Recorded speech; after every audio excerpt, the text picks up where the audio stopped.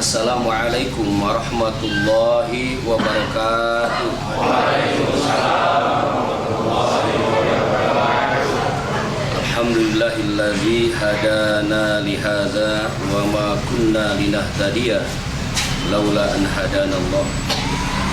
Asyhadu an la ilaha illallah wahdahu la syarikalah wa asyhadu anna Muhammadan abduhu wa rasuluhu wa la nabiyya ba'da.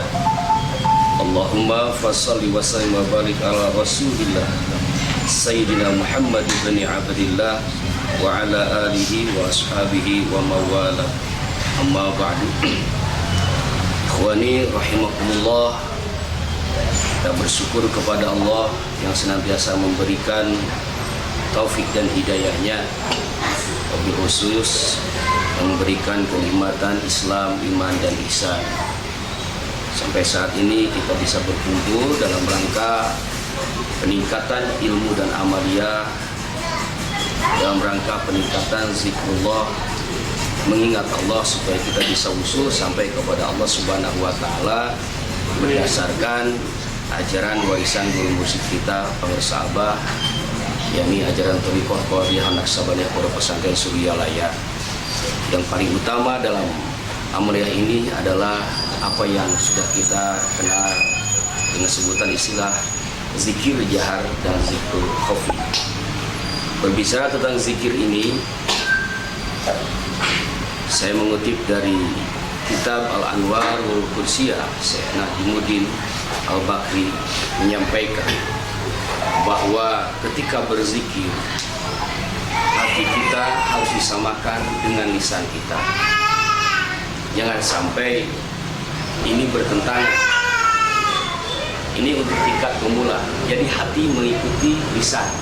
Ketika lisan mengucapkan zikir la ilaha illallah, hati harus mengikuti. Tidak boleh ke sana kemari. Zikir di sini ya Latif, ya Latif. Dalam hati kita memohon kelembutan Allah Subhanahu wa taala. Ketika mengucapkan zikir jahar la ilaha illallah, dalam hati menafikan segala kehidupan dunia dan lain sebagainya, dan meneguhkan Allah satu-satunya tempat kita berlindung, tempat kita meminta, Allah Somad, tempat bersandar dan tujuan. Ini kata beliau. Yang selanjutnya, hendaknya urat saraf pun ikut mencintai zikrullah. Ini artinya, kalau dalam bahasa Pengersa Abah di Miftahus Subuh, bahwa semua anggota tubuh ini bulu-bulu ikut berzikir. Berarti kalau sampai ke sana, zikir kita sudah memasuki kepada latifatul jasad. Tercapai semua latifah, menjadilah sultanul zikri, rajanya zikir. Dan tentu saja yang tadi, yang pertama ini adalah langkah awalnya. Hati harus mengikuti lisan. Sesungguhnya yang harus mengikuti itu lisan, mengikuti hati.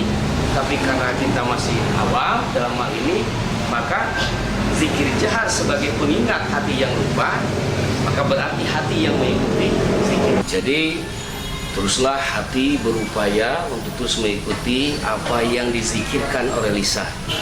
La ilaha illallah. Nafikan seluruhnya. Kita yang punya hutang masuk ke hati, buang. Ya, yang punya urusan keduniaan lainnya masuk ke hati, buang. Tetapkan illallah, illallah, illallah. Maka makna la ilaha itu artinya menafikan kullu ma siwallah. Apapun itu selain Allah, lepaskan dari hati kita, agar selanjutnya hati diisi dengan cahaya Allah. Illallah, illallah, illallah. Kalau hati sudah begitu, maka selanjutnya cahaya-cahaya zikir akan mengisi titik-titik kejiwaan kita yang disebut dengan titik latifah. Namun meskipun begitu, jangan sampai di dalam hati kita ada takabur, merasa diri sudah bagus, merasa diri paling bagus. Ini hati-hati, Pak. Ada setan malakut istilahnya di sana. Setan ini tidak akan melarang kita untuk beribadah dan tidak akan menyuruh kita untuk mabuk. Tidak. Setan ini akan menyuruh kita untuk terus berzikir, beramaliyah lainnya terus. Tetapi dalam hati akan memberikan sedikit bumbu agar kita merasa lebih baik, mengaku paling bagus, murid paling baik, mengaku menjadi guru paling bagus, tingkat tingginya mengaku sebagai seorang wali. Ini yang hati-hati. Maka untuk mendamping itu di dalam zikir tidak boleh lupa dengan robito.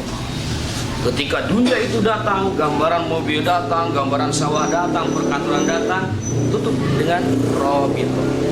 Wajah guru hadirkan.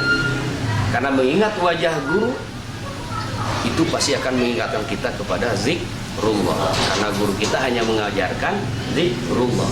Inilah robito, Pak. Karena robito ini menurut Syekh Abdul Qadir afiyadu wa ansabu. Bagi seorang murid sangat cocok dan sangat tepat di dalam berzikir.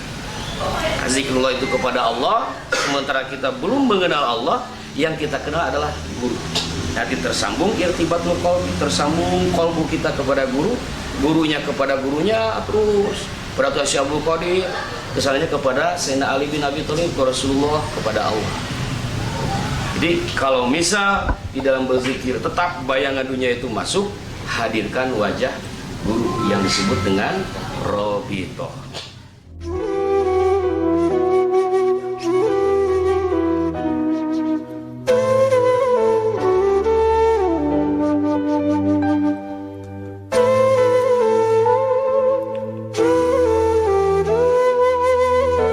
Mudah-mudahan saja Mbak kita masih mau menolong kita ya. Ya Bu, ayah juga berharap seperti itu. Tapi kan ibu tahu, kita sekarang sudah tidak punya apa-apa, bahkan tidak bisa membawa apa-apa. Kita sudah miskin, Bu. Sudahlah ya, jangan bicara seperti itu. Biar nanti ibu yang bicara sama Mbak Kintan. Nanti kalau kita sudah sukses lagi, kita jangan sampai lupa sama Mbak Kintan. Ya sudah, Bu, kita pergi dari sini lah, Bu.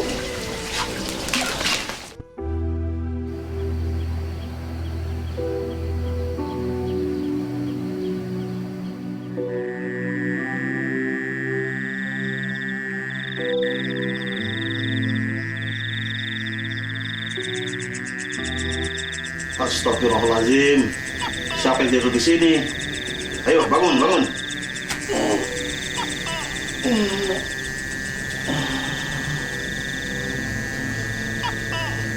Kenapa pada bengong? Mbak Kintan. Sebenarnya ada apa kalian datang ke sini?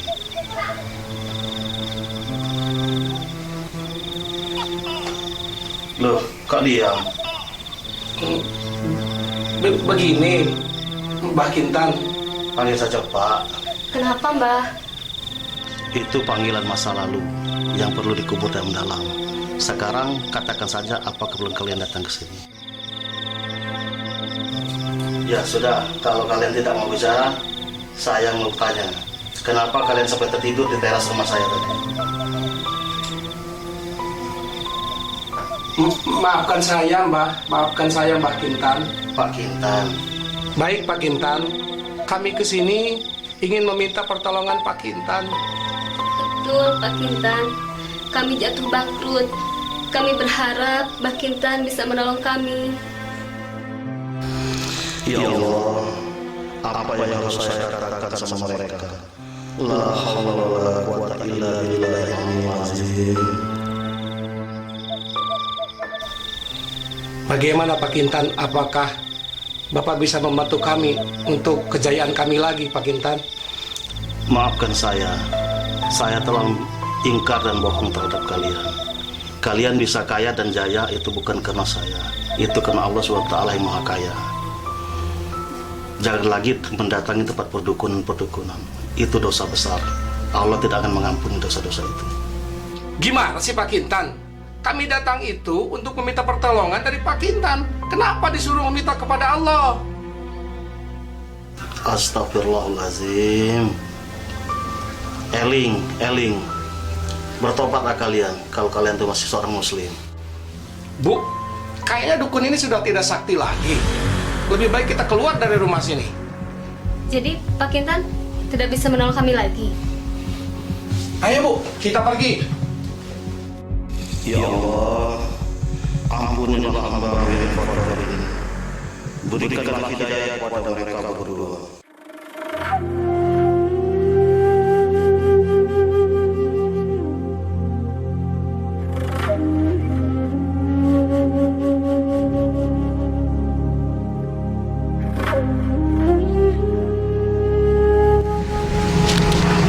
Mbah Kintan itu sudah tidak bisa berguna lagi, Bu. Sudah tidak bisa diandalkan lagi. Hidup kita menderita seperti ini pasti kutukan dari Mbah Kintan. Karena waktu kita kaya, kita sudah melupakannya. Dan sekarang Mbah Kintan sudah tidak mau menolong kita lagi. Ini semua gara-gara ayah. Loh, kok Ibu menyalahkan ayah terus sih? Assalamualaikum warahmatullahi wabarakatuh. Jadi dalam kesempatan kali ini saya akan menjelaskan tentang mahabbah. Mahabbah itu apa? Cinta. Nah, dalam hal ini cinta kepada Allah. Cinta kepada Allah ini menjadi gerbang utama agar kita mendapatkan keberkahan hidup, mendapatkan ketenangan jiwa. Menurut Al-Quran dalam surat Al-Baqarah ayat 165 telah disebutkan bahwa orang yang beriman itu cinta kepada Allah. Jadi cinta ini nomor satu kepada Allah. Tapi bukan berarti tidak boleh cinta kepada selain Allah. Nanti kalau sudah berumah tangga kepada istri harus cinta, tetapi tidak dinomorsatukan. Tetap menomorsatukan Allah. Gitu. Jadi untuk mencintai Allah, untuk mencintai makhluk-makhluk Allah itu boleh, nggak apa-apa. Tetapi jangan melupakan cinta kepada Allah. Nanti kalau sudah berumah tangga kepada istri harus cinta, tetapi tidak dinomorsatukan. Tetap menomorsatukan Allah. Gitu. Jadi untuk mencintai Allah, untuk mencintai makhluk-makhluk Allah itu boleh, nggak apa-apa. Tetapi jangan melupakan cinta kepada Allah. Nah, untuk menumbuhkan cinta kepada Allah ini, maka kita harus sering mengucap nama Allah. Dalam bahasa lain itu disebut dengan zikir kepada Allah. Dengan zikir kepada Allah. Dan zikirnya yang seperti apa? Kan pertanyaannya itu. Tidak sembarangan zikir. La yufidu faidatan tamatan ila bitalkin. Zikir yang harus ditalkinkan dulu agar mendapatkan kesempurnaan. Ya, jadi zikirnya harus yang ditalkinkan dulu. Ada gurunya dan ada yang memberikan. Siapa yang memberikannya? Guru mursyid, pengarsa Abah, melalui para wakil talqin. Nah, maka ada zikir dua. Ada zikir yang diucapkan atau zikir jahar, dan ada zikir yang diingatkan, yaitu zikir. Izin Ustadz mau bertanya. Silakan.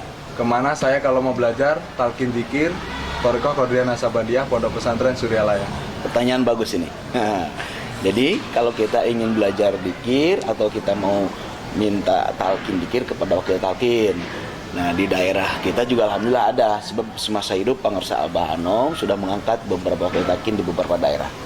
Jadi nanti kita bersama-sama belajar zikir melalui beliau. Mau?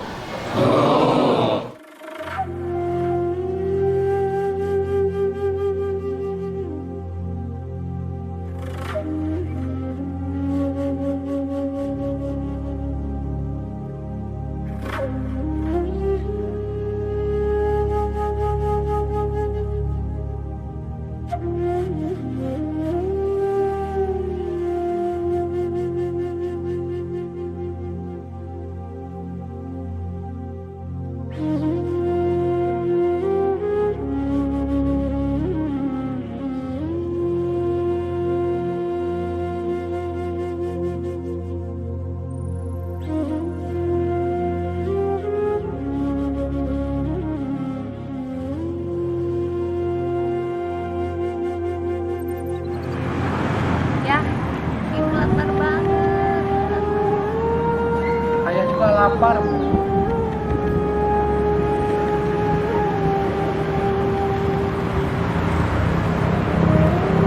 Itu ada pasar, Bu.